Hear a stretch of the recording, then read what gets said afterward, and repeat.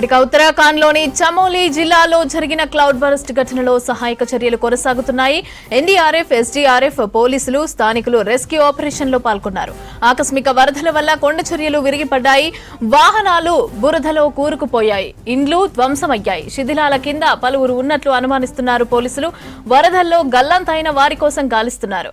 వర్షాల ముప్పు ఇంకా ఉండటంతో పోలీసులు స్పీకర్లు పెట్టి ప్రజలను అలర్ట్ చేస్తున్నారు.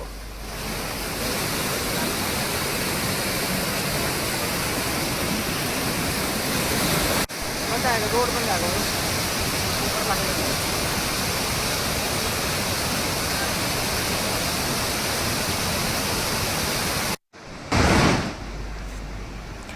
జిల్లా మెజిస్ట్రేట్ పోలీసు ఉన్నతాధికారులు విపత్తు ప్రభావిత ప్రాంతాన్ని సందర్శించారు. స్థానికులను కలిసి వారి యోగక్షేమాలను అడిగి తెలుసుకున్నారు.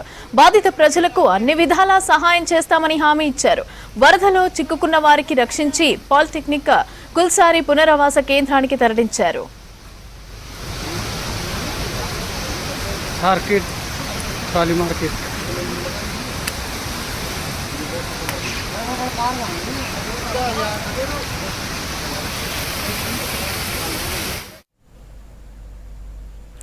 ఉత్తరాఖండ్లోని చమోలి జిల్లాలో జరిగిన క్లౌడ్ బర్స్ట్ ఘటనలో సహాయక చర్యలు కొనసాగుతున్నాయి.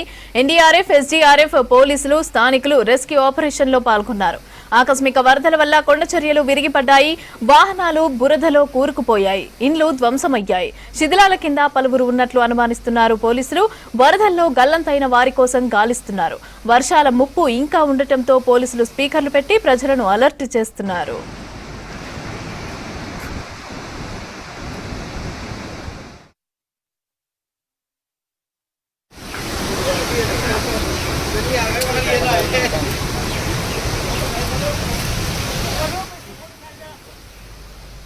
జిల్లా మెజిస్ట్రేట్ పోలీసు ఉన్నతాధికారులు విపత్తు ప్రభావిత ప్రాంతాన్ని సందర్శించారు.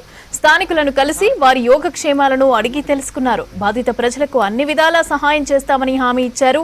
వరదల్లో చిక్కుకున్న వారిని రక్షించి పాలిటెక్నిక్ కుల్సారి పునరావాస కేంద్రానికి తరలించారు.